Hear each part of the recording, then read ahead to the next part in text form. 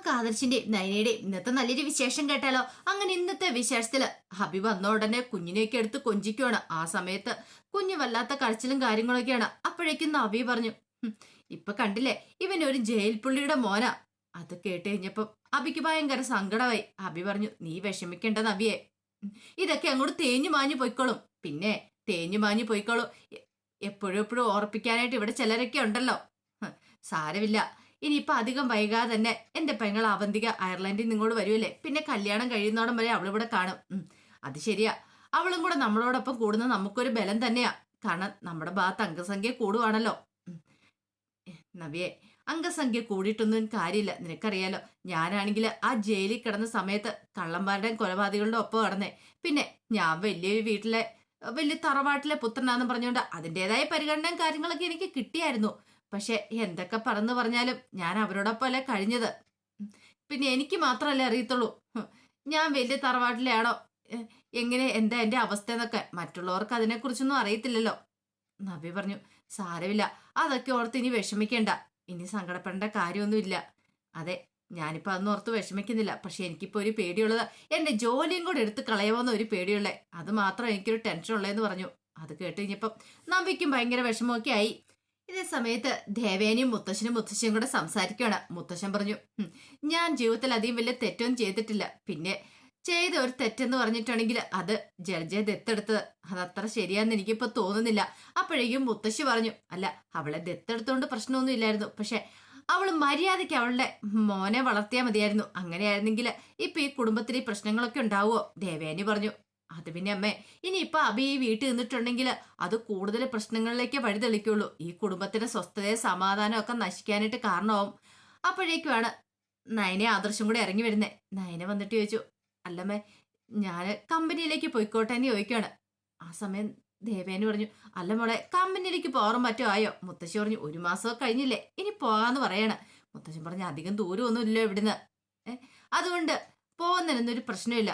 അപ്പോഴേക്കും ദേവേനിക്ക് ഭയങ്കര ടെൻഷൻ. ദേവേനി പറഞ്ഞു, അതെ, കൃത്യസമയത്തിന് ചെന്നിട്ട് ആഹാരമൊക്കെ കഴിക്കണം കേട്ടോ. അങ്ങനെ പോയാൽ പോലും മരുന്നും ആഹാരവും ഒന്നും മുടക്കരുത്. മോളുടെ കാര്യമായതുകൊണ്ട് എനിക്ക് സംശയമാണ്. മുത്തശ്ശി പറഞ്ഞു, ഇനിയിപ്പൊ ദേവേനിക്കായിരിക്കും ഏറ്റവും കൂടുതൽ ടെൻഷന്. കാരണം മരുന്ന് കഴിച്ചോ ആഹാരം കഴിച്ചോ എന്നൊക്കെയുള്ള ടെൻഷനൊക്കെ ആയിരിക്കും. ദേവേനി പറഞ്ഞു, ശരിക്കും പറഞ്ഞാല് ഇപ്പം ഇവിടുന്ന് പോകുന്ന നല്ലത്.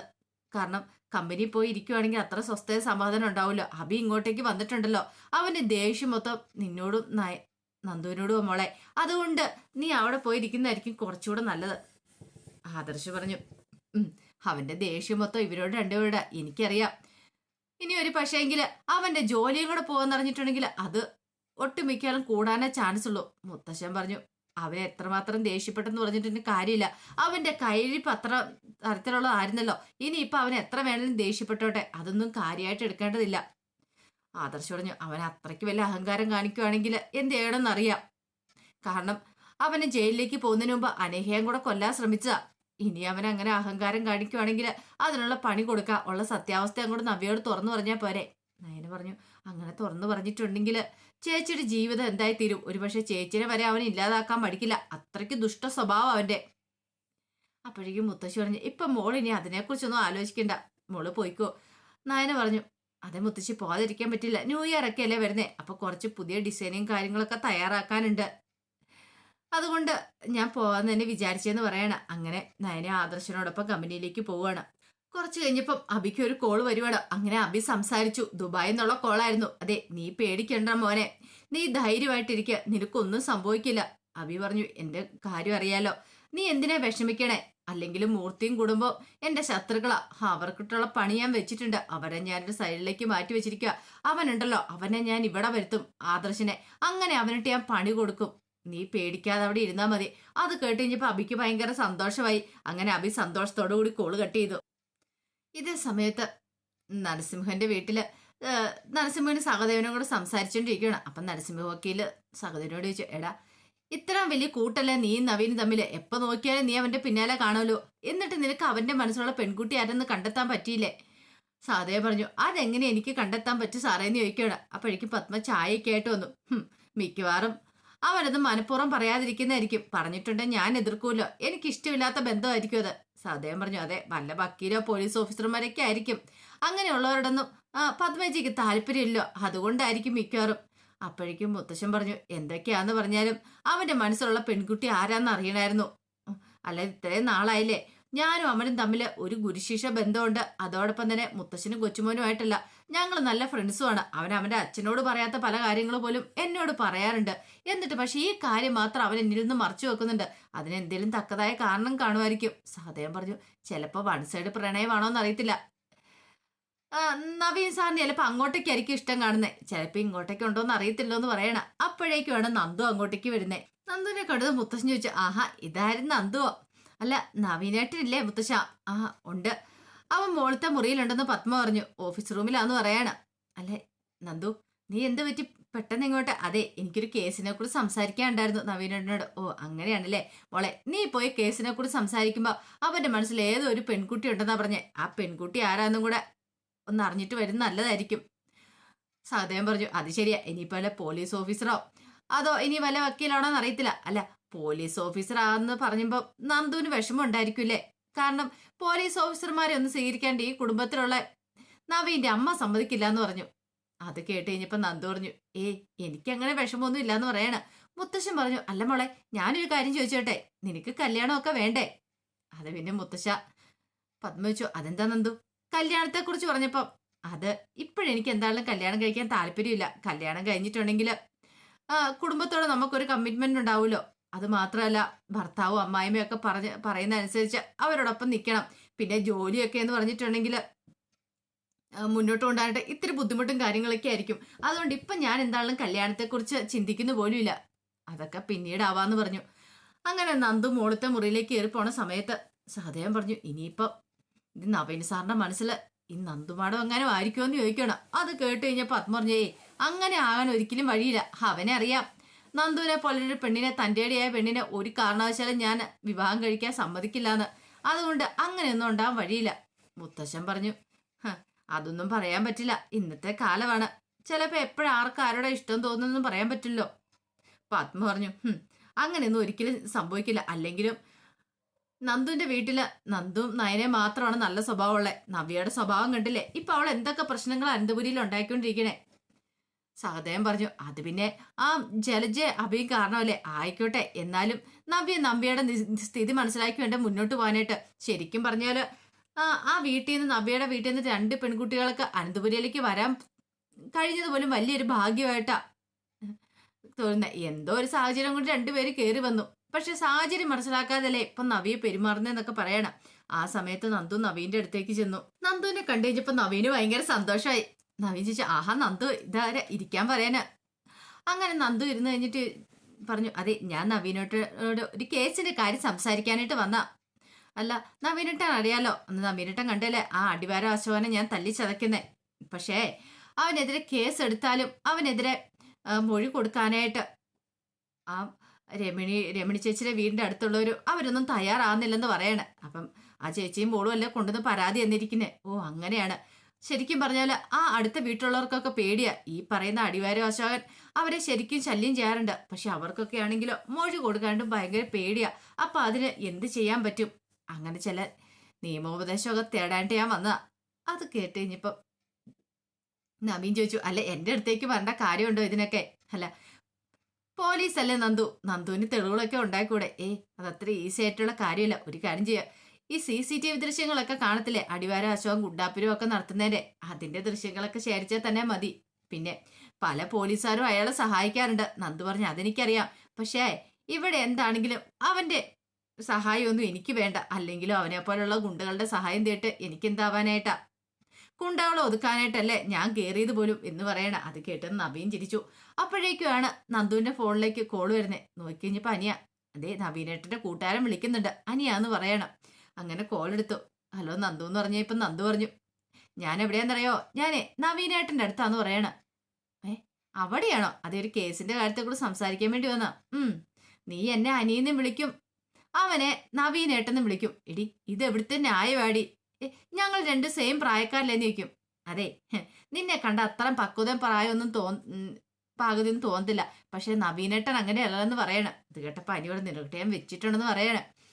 പിന്നീട് നന്ദു നവീന് ഫോൺ കൊടുത്തു. അങ്ങനെ നവീനുമായിട്ട് സംസാരിക്കുന്ന സമയത്ത് അനി പറഞ്ഞു, എടാ നിന്റെ മനസ്സിലുള്ള പെൺകുട്ടി ആരാന്ന് നന്ദുവിനോട് പറ.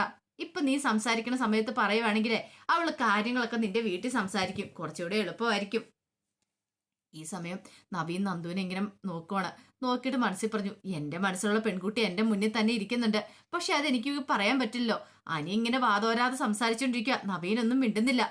ആ സമയം അനി ചോദിച്ചു, എടാ ഞാൻ പറയുന്നൊന്നും നീ കേൾക്കുന്നില്ല? ആഹാ കേൾക്കുന്നുണ്ട്. എടാ മനസ്സിലുള്ള പെൺകുട്ടിയെ കുറിച്ച് പറയാണ് കാര്യങ്ങളൊക്കെ എളുപ്പ. അങ്ങനെയാണെങ്കിൽ അധികം വൈകാതെ തന്നെ നമുക്ക് നിന്റെ കല്യാണം അങ്ങ് നടത്താം. നന്ദു മിടിക്കടാ, നിന്റെ വീട്ടിൽ പറഞ്ഞ് കാര്യങ്ങളൊക്കെ സമ്മതിപ്പിച്ചെടുക്കും. ഇനിയിപ്പൊ പോലീസാണെങ്കിലും വക്കീലാണെങ്കിലും അവളെ നല്ല രീതിയിൽ തന്നെ കാര്യങ്ങൾ മുന്നോട്ട് കൊണ്ടുപോയിക്കോളൂ എന്ന് പറഞ്ഞു. ശരി ശരി ആയിക്കോട്ടെ എന്നൊക്കെ പറഞ്ഞ് അങ്ങനെ കോള് കട്ട് ചെയ്തു. ഈ സമയത്ത് നന്ദു ചോദിച്ചു, എന്താ ഇനി പറഞ്ഞെന്ന് ചോദിക്കുക. അത് പിന്നെ എന്റെ മനസ്സിലുള്ള പെൺകുട്ടി ആരാന്ന് പറയണം പോലും നിന്നോട്. ആ അത് ശരിയാ നവീനേട്ടാ. നവീനേട്ടൻ പറ, മനസ്സിലുള്ള പെൺകുട്ടി ആരാ? അതിപ്പോ പറയാൻ സമയമായിട്ടില്ല, പറയാൻ സമയമാകുമ്പോൾ ഞാൻ പറയാന്ന് പറയണം. ആയിക്കോട്ടെ, എന്നാലും അത് പറയുമായിരുന്നെങ്കിലേ ഞാനും എന്തേ അനി ഞങ്ങളെല്ലാവരും കൂടെ കൂടി ചേർന്നിട്ട് അതിഗംഭീരമായിട്ട് കല്യാണം അങ്ങ് നടത്തി തന്നേനെ. ഇനിയിപ്പൊ എന്തൊക്കെ തടസ്സങ്ങളുണ്ടെങ്കിലും അതൊക്കെ ഞങ്ങള് ഇല്ലാതാക്കിയേനെന്ന് പറഞ്ഞു. അങ്ങനെ അവര് രണ്ടുപേരും കൂടെ കേസിനെ കുറിച്ചൊക്കെ സംസാരിച്ചിട്ട് ഹാളിലേക്ക് വരുവാണ്. ആ സമയം മുത്തശ്ശനും സഹദേവനും സംസാരിക്കുന്നുണ്ടായിരുന്നു. അങ്ങനെ അവര് വന്നു കഴിഞ്ഞപ്പോഴത്തേനും മുത്തശ്ശൻ ചോദിച്ചു, അല്ല മോളെ ഇവന്റെ മനസ്സിലുള്ള പെൺകുട്ടി ആരാന്ന് വല്ലതും പറഞ്ഞു? ഹേ ഇല്ല മുത്തശ്ശ, പറഞ്ഞില്ല എന്ന് പറയാ. അതെങ്ങനെയാ? ഇവനത് ഇതുവരെയായിട്ടും ആരോടും പറഞ്ഞിട്ടില്ല. പിന്നെ മോളെ ഇവനൊരു കാര്യം പറഞ്ഞെന്ന് പറയാണ്. എന്ത് കാര്യം? അല്ല അത് പിന്നെ എന്ന് പറഞ്ഞിട്ട് ഒന്നും മിണ്ടാതെ മുത്തശ്ശൻ ഒരു നിമിഷം നിന്നു. സഹൃദയന്റെ കാര്യത്തെക്കുറിച്ച് അറിഞ്ഞ് പറഞ്ഞേ. അപ്പോഴേക്കും പത്മ അങ്ങോട്ട് വന്നിട്ട് ചോദിച്ചു, അല്ല ചായ എടുക്കട്ടെ നന്ദു? എടി പത്മേ, ഇപ്പോഴാണോ നീ ചായ എടുക്കാന്ന് പറയണേ? പോകാൻ തുടങ്ങുന്ന സമയത്ത് ചായയൊക്കെ നേരത്തെ എടുത്തു വെക്കണ്ടേ? നന്ദു വന്നപ്പോ തന്നെ ചായ എടുത്തു വെച്ചിട്ടുണ്ട്, അത് ചോദിച്ചിട്ട് എടുക്കാന്ന് കരുതി. വേണ്ട ആന്റി, ഞാൻ എന്താണെങ്കിലും ഇറങ്ങിയേക്കുക. പിന്നെ ഇവന്റെ മനസ്സിൽ ഏതോ ഒരു പെൺകുട്ടി ഉണ്ടെന്ന് പറഞ്ഞു. ഇവനോട് ചോദിച്ചിട്ടാണ് ഇവൻ പറയാൻ കൂട്ടാക്കുന്നുമില്ല. അത് കേട്ട സഹദേവൻ പറഞ്ഞു, അല്ല മോള് ചോദിച്ചില്ലായിരുന്നോ? ഞാൻ ചോദിച്ചിട്ടും പറയാൻ കൂട്ടാക്കിയില്ല. അല്ല ഇനിയിപ്പൊ ആന്റിയെ പേടിച്ചിട്ടായിരിക്കും ഇവനത് പറയാത്തെ. ആന്റി ഇനിയിപ്പൊ എന്തേലും മുടക്ക് പറയുമെന്ന് ഓർത്തിട്ട്. സാരമില്ല, ഇവൻ പറയട്ടെ, പറയണ സമയത്ത് നമുക്ക് ആരാന്നറിയാലോ. പറ്റുന്ന ബന്ധമാണെങ്കിൽ അങ്ങ് നടത്തി കൊടുക്ക.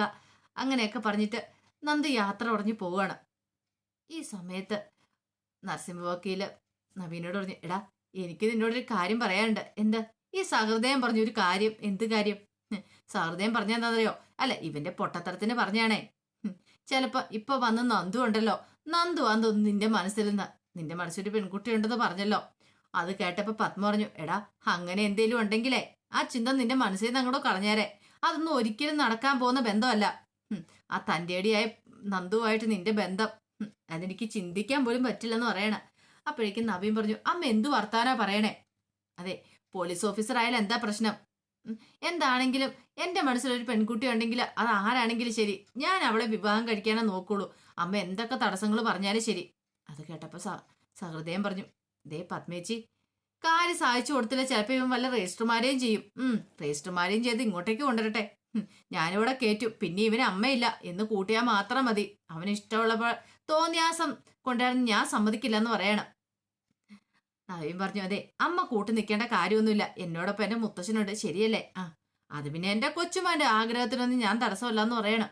അപ്പോഴേക്കും പത്മ ഇങ്ങനെ അച്ഛനെ രൂക്ഷമായിട്ടൊന്ന് നോക്കുവാണ്. ആ സമയം നരസിംഹ വക്കീൽ പറഞ്ഞു, എന്നും മഞ്ഞോണ്ട് അമ്മയുടെ ആഗ്രഹത്തിനൊന്നും നീ എതിര് നിൽക്കേണ്ട കാര്യമൊന്നുമില്ല കേട്ടോ. അമ്മ ആഗ്രഹിക്കുന്നുള്ള നല്ലൊരു പെൺകുട്ടിയെ വേണം ഈ കുടുംബത്തിലേക്ക് കൂട്ടിക്കൊണ്ടു വരാൻ എന്നും കൂടെ പറഞ്ഞു. നവീൻ രൂക്ഷമായിട്ട് മുത്തശ്ശനെ കൂടെ ഒന്ന് നോക്കിയിട്ട് അകത്തേക്ക് കയറിപ്പോയി. അതേസമയം നയന ഡിസൈൻ വരയ്ക്കുകയാണ്. ആദർശിന്റെ ക്യാബിനിൽ തന്നെയാണ് ഇരിക്കുന്നത്.